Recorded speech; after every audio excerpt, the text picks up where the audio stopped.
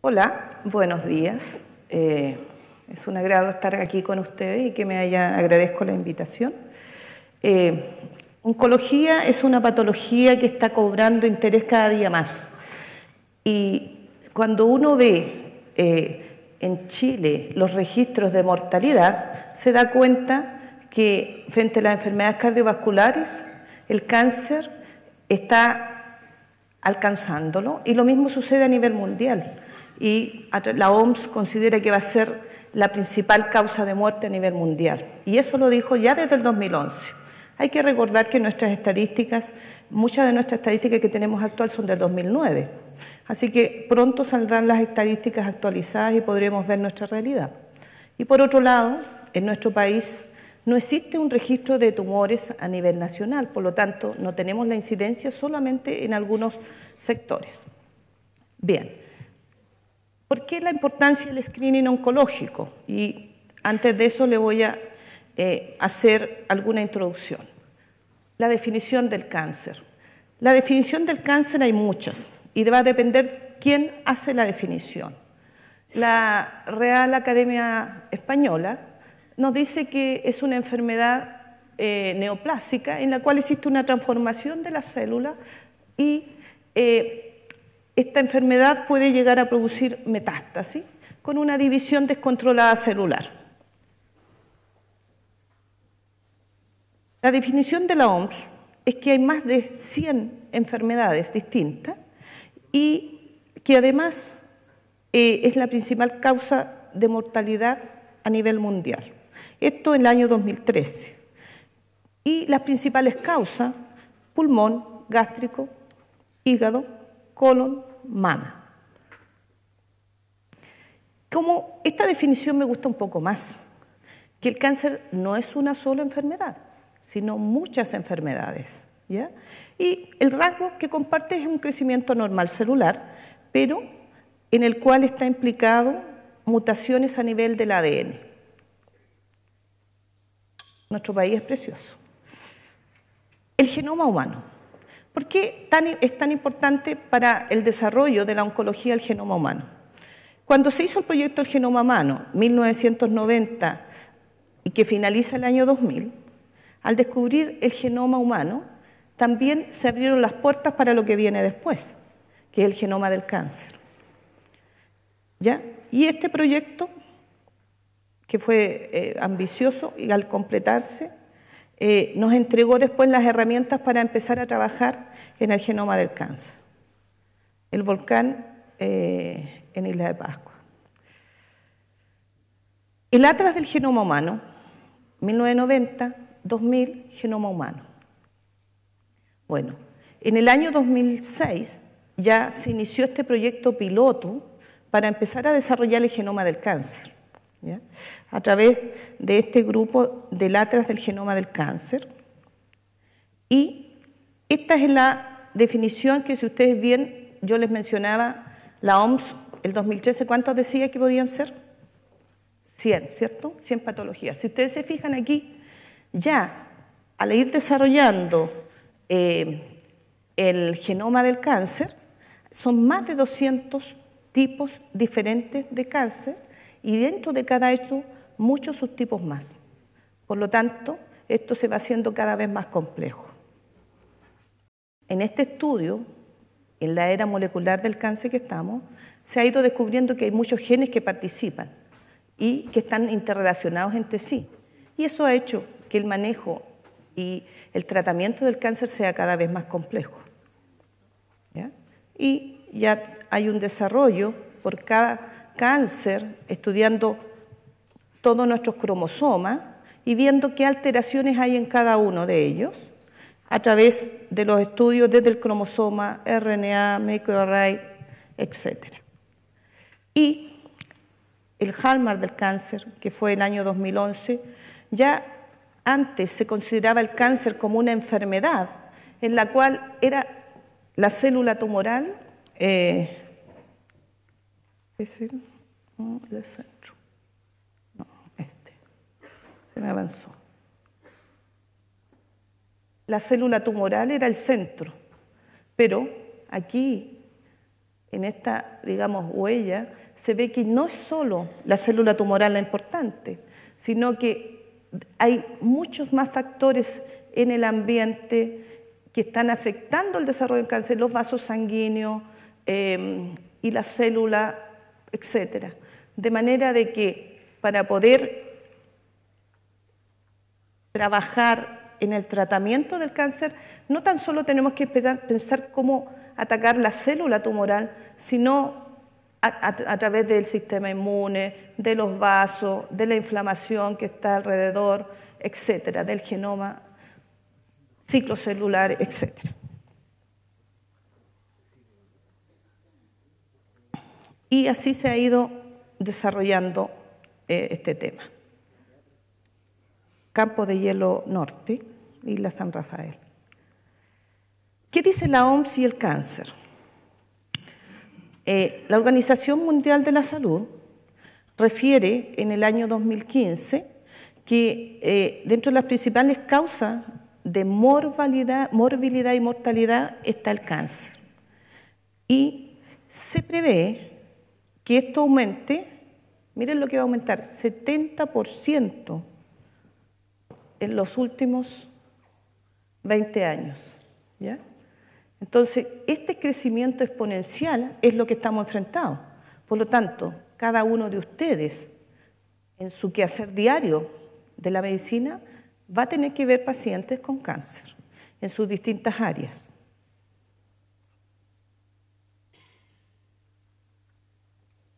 Y, cosa muy importante, aproximadamente un 30% de las muertes por cáncer son debido a 5 factores de riesgo conductuales, ¿ya? Índice de masa corporal elevado, ingesta reducida en frutas y verduras, falta de actividad física, principal cancerígeno tabaco y consumo de alcohol. Y en Chile hacemos bastante promoción del alcohol frente a la accidentabilidad, pero nada frente al cáncer. El riesgo más importante es el tabaco, ¿ya? Y más del 20% de las muertes se relacionan con eso. Y recuerden también que en enfermedades cardiovasculares el principal factor también es el tabaco. Si sumamos mortalidad, más del 50% de ellas están relacionadas al tabaco. Y existen otras causas, como infecciones virales, que también son un grupo muy importante dentro de los distintos cánceres. Ahora, lamentablemente tenemos una realidad mundial en el cual la mayor frecuencia de cáncer y también la mayor cantidad de mortalidad se da en ciertas partes del mundo en el cual existe menos acceso a la salud, diagnóstico más tardío y menos tratamiento y menos prevención. África, Asia, América Central y Sudamérica, 70% de las muertes de cáncer en el mundo, ¿ya? Las ruinas de Roma. ¿Qué pasa en nuestro país? La tasa de mortalidad por tumores malignos ha sido un continuo aumento tanto en mujeres como en varones.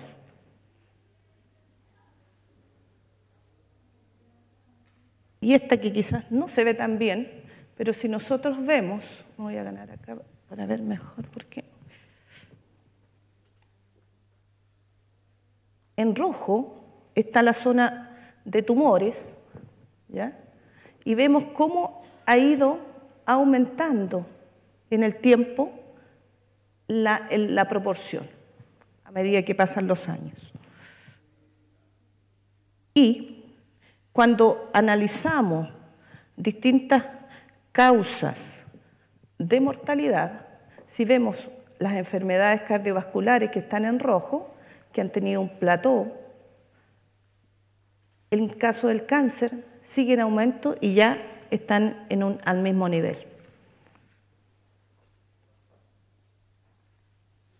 Y cuando analizamos esto por sexo, también vemos la frecuencia de los distintos cánceres y vemos que en los varones los cánceres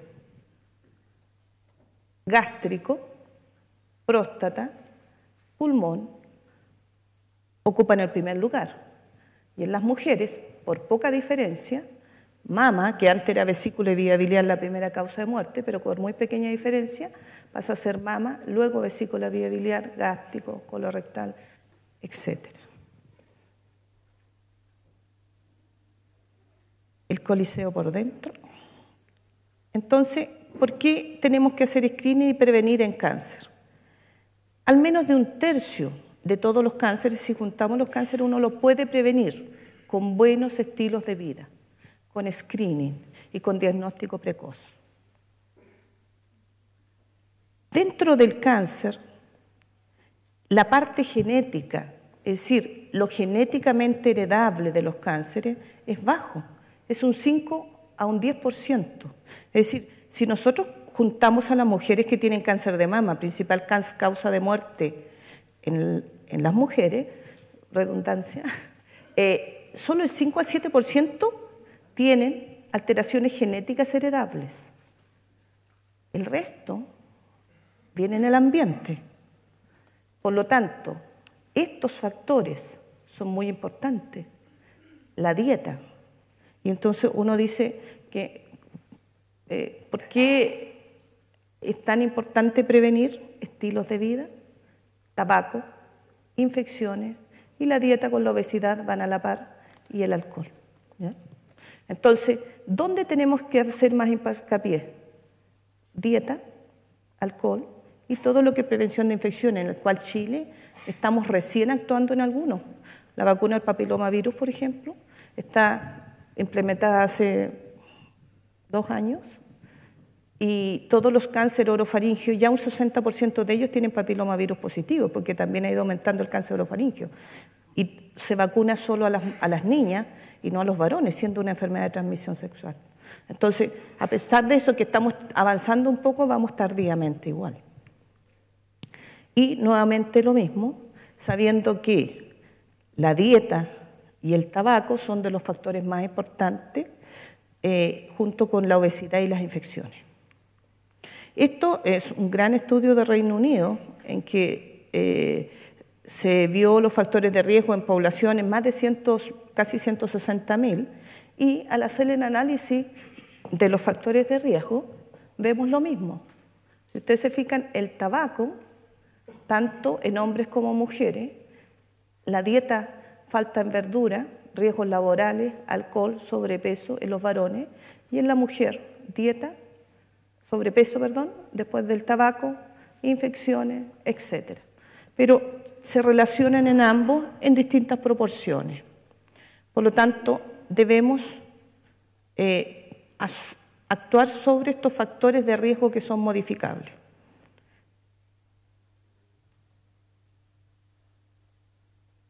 El screening en oncología. El screening en oncología lo que trata de evitar es la presencia del cáncer con una detección precoz, ¿ya? Y evitar la muerte. Entonces, mientras nosotros podemos detectar más precozmente, vamos a encontrar el cáncer en un estadio tratable. 1/3 de los cánceres podemos prevenirlo, 1/3 de los cánceres podemos tratarlos y 1/3 solo vamos a poder paliarlo. Entonces, la idea es que prevengamos más y que podamos tratarlo, porque mientras más precozmente lo tratemos, más posibilidad de sobrevida tiene y de curación al paciente.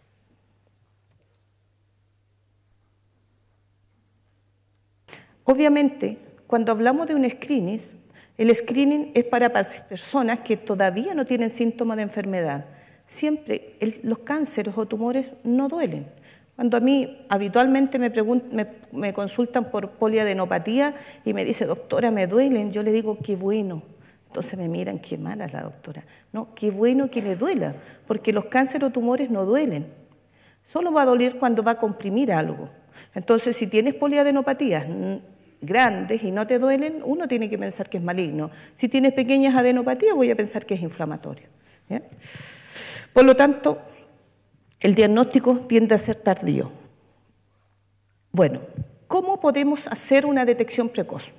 lo más importante siempre son los antecedentes del paciente, la clínica. Si un paciente me dice que tiene más de 2 semanas con síntomas digestivos, por ejemplo, nosotros tendremos que estar atentos a eso, y ese sí, y tiene más de 40 años, es varón, y me tengo epigastralgia, tengo este y otro síntoma, he bajado de peso, tengo eso, tendré que hacerle una endoscopia. Entonces, siempre qué antecedente y la historia clínica recoja es muy importante. Después, el examen físico, en que debemos ser detallados. Ayer me consultó una paciente TEP, 70 y tantos años, TEP, hipertensa, etcétera, y una paciente de 70 años que haya con TEP y nunca haya hecho una trombosis antes, extraño, ¿cierto? La examino de vista hacia arriba, un tumor de mama de 7 por 5 centímetros. Entonces, yo tengo que buscar en ciertas cosas el cáncer, y eso ya llegué tardío. Existen pruebas de laboratorio con las cuales podemos hacer screening, y tenemos los marcadores tumorales, por ejemplo, en el cáncer de próstata, el antígeno prostático, en las mujeres, el CA125, etcétera, y vamos a ir viendo cuál es la utilidad de cada uno de ellos, y procedimientos como la mamografía y los estudios digestivos y escáner de corte fino. Ahora, obviamente que hacer un screening hay que ver costo-efectividad, y eso se ha analizado en el mundo entero, la costo-efectividad de los exámenes. Y la idea es que evitar someter al paciente a un riesgo en que al hacer un examen de screening tenga más riesgo de daño que de beneficio. Y, por ejemplo, no sé, pues un estudio endoscópico, podemos tener complicaciones. Si sometemos a escáner de corte fino muy frecuente, tenemos radiación, igual que la mamografía. Entonces, hay que evaluar estos puntos, ¿ya? Y, además, no debemos que olvidar que todos estos exámenes tienen falsos positivos y falsos negativos. Por eso es muy importante que cuando los exámenes existe una duda, sean evaluados por otro especialista. En el mismo caso que le comento anterior, de la paciente que evalué ayer, la paciente ya tenía una mamografía en 2013 cuando se hizo el TEP, y ya tenía un tumor de 2 centímetros, y que le dijeron esto es algo benigno. Y ahora ya tenía un tumor grande con ganglios positivos. Entonces, no sabemos qué pasó ahí, porque yo no tuve el examen en mis manos. La eficacia del examen. Cuando tenemos algún tipo de examen, ya sea de sangre, algún tipo de imagen o algún tipo de estudio endoscópico, para poder detectar el cáncer, debemos ver cuál es su eficiencia en este, ¿ya? Y vamos a hablar de alguno de estos, como la endoscopía. En Chile, la causa de muerte principal lejos, que se ha mantenido por mucho tiempo, es cáncer gástrico, la global, siendo principalmente en varones. Y esto no ha bajado en el tiempo. Y por eso la endoscopía es un examen el cual debemos nosotros usarlo, y que es un examen estándar de screening que está en el mundo establecido. ¿En quiénes?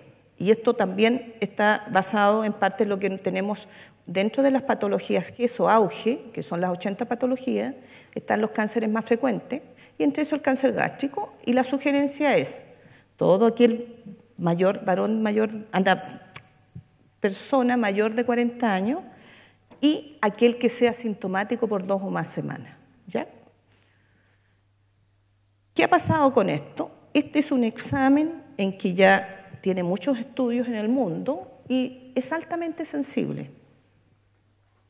Pero cuando se han hecho tamizajes masivos, al evaluar la costo-efectividad, cuando se hacen estos programas masivos en Japón y Corea, alrededor de 1 de cada 800 pacientes que son sometidos a endoscopía puede tener cáncer, y la mitad de ellos están en etapa temprana. Y la diferencia que nosotros hemos tenido, porque lo que es Japón ha bajado su mortalidad, es porque ellos han trabajado mucho en esto y tienen una tasa de detección mucho más temprana que nosotros, lo cual no es nuestra realidad, en que la mayor parte de nuestros pacientes ya llegan en estadios 4 metastásicos. En Chile se han hecho pruebas de algunos tamizajes masivos, y dentro del diagnóstico de estos pacientes que se hizo, solo ellos en Japón, los estudios demuestran que alrededor de los que diagnostican, el 50% están en estadio precoz. En Chile solo un 15% de los tamizados. Y se vio que esto, lo que era costo-efectividad, no era posible en Chile de acuerdo a nuestros recursos, y de eso alrededor 15-20% precoce y alrededor de un 60% resecable. Y por eso que en Chile tamizaje masivo no se ha seguido haciendo. Pero tenemos en consideración, mayor de 40 años debiera hacerse, antecedentes familiares, sintomáticos. Lamentablemente, ustedes cuando estén en los servicios públicos se van a dar cuenta, el acceso del paciente demora mucho y tenemos a veces mucho retraso por las capacidades que no se pueden hacer. La otra es el PAP y el cáncer cervicuterino. En el mundo el cáncer cervicuterino ha ido disminuyendo, pero nosotros recién estamos partiendo con la prevención con la vacuna. Entonces, estamos un poco lentos en esto y nos siguen llegando gente porque la población no se somete habitualmente al screening del PAP.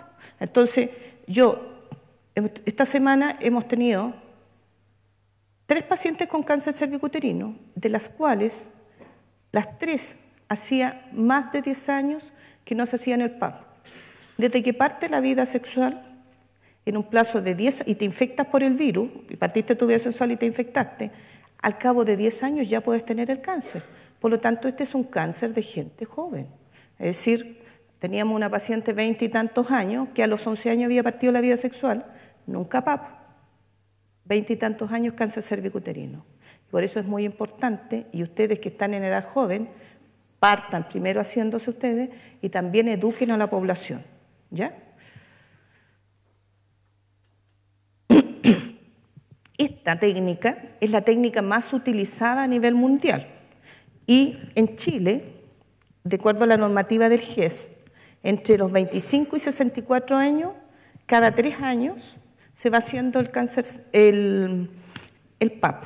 Pero esa normativa hasta los 65 años no es infrecuente que a veces nosotros tengamos mujeres de más edad con cáncer, porque las mujeres fallece el esposo y te buscan otra pareja.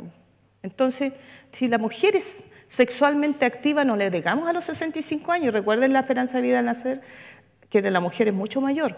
Por lo tanto, aunque digan esta normativa, no debemos de hacer lo correcto. Paciente sexualmente activa debe seguir haciéndose los PAP cada 3 años, sobre todo si tiene otra pareja. Y esto ha mostrado que si se sigue esta secuencia y se hace cada 3 años, como yo les decía, el promedio para el desarrollo del cáncer se ha visto en 10 años, uno puede reducir la incidencia acumulada, y esto es muy importante, 93% de reducción de la incidencia. Es decir, es muy importante el diagnóstico precoz. Por lo tanto, cuando hagamos nuestros policlínicos debemos ser insistentes en esto. Es un examen que tiene no tan alto costo y que es necesario hacer, porque si lo hacemos precoz, vamos a tener esto. ¿Ya? Y existen estudios, grandes estudios, metaanálisis, incluso, en que muestran la sensibilidad 62% y especificidad 95%. Cuando uno revisa el PAP, y ustedes pídanle a la paciente que les traiga el PAP, miren los detalles, porque el PAP te dice, ¿la muestra fue satisfactoria o no fue satisfactoria? Si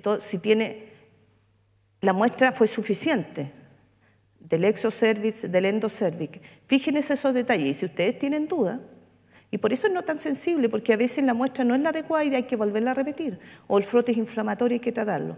Entonces hay que estar atento, no hay que conformarse, no, si está bien, está negativo. Revisen, porque la reducción que podemos tener de cáncer es muy significativa. Y en Chile todavía no logramos eso. Y no logramos eso porque un buen grupo de mujeres no se adhiere a el screening por el PAP.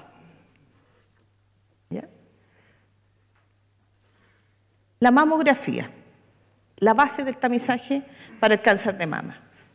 la mamografía, lo que esperamos cuando el tumor se está empezando en los conductos y hay calcificación y todavía no hay un tumor palpable, la mamografía nos puede hacer ya la sospecha diagnóstica y con eso podemos tratar un cáncer precoz in situ.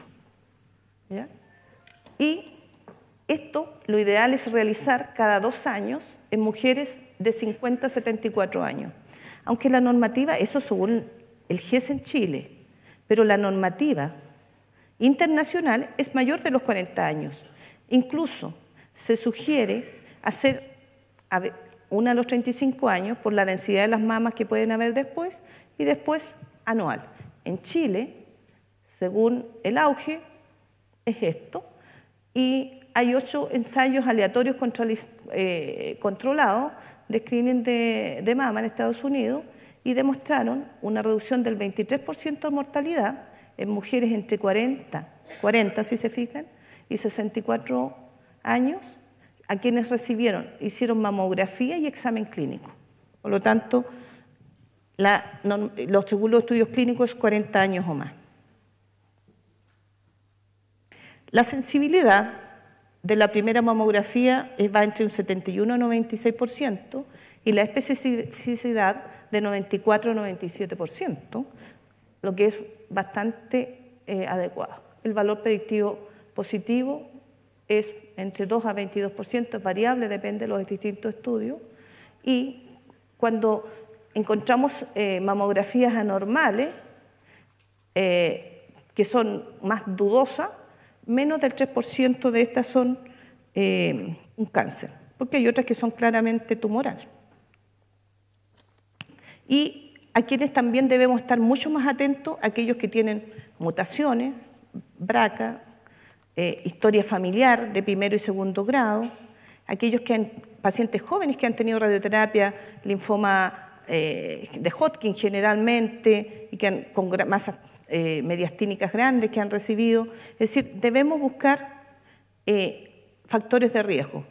Si tienen alguna histología, una hiperplasia típica, antecedente personal, si una mujer ha tenido antes ya cáncer de mama, aumenta el riesgo relativo entre 1,7 y 4,5, etc. ¿Ya? Y la edad. La edad, a medida que aumenta el riesgo. ¿Ya? Y los factores reproductivos que también hay que estar atentos a ellos. Y aquellas enfermedades mamarias benignas proliferativas y el sobrepeso y la ingesta de alcohol. ¿Ya? Y entonces cuando yo le digo a las mujeres que eso se me extraña porque nadie nos había dicho que el alcohol era, y cada vez, si uno hace la encuesta del alcohol, cada vez se consume más. El antígeno prostático y el tacto rectal tiene alta sensibilidad, pero muy baja especificidad, ¿ya? Para detectar compromiso extracapsular. Y entre el 30 al 50% son subetapificados. Pero el antígeno prostático es altamente predictivo de la intención de la enfermedad. Entonces uno dice, si yo tengo un antígeno prostático menos de 10, probablemente no voy a tener compromiso ganglionar, menos de 1%. Pero si ya llega a 20 o cercano a 20, tengo más riesgo de metástasis ósea.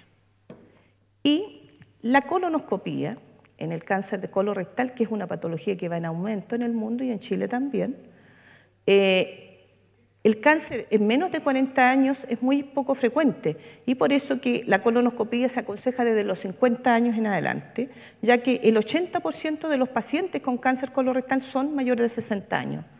¿Ya? Y es la prueba más sensible y específica para detectar, y la ideal es detectar los pólipos precozmente y poder extirparlos. Como veíamos, le decía yo, la especificidad y sensibilidad es alta y la frecuencia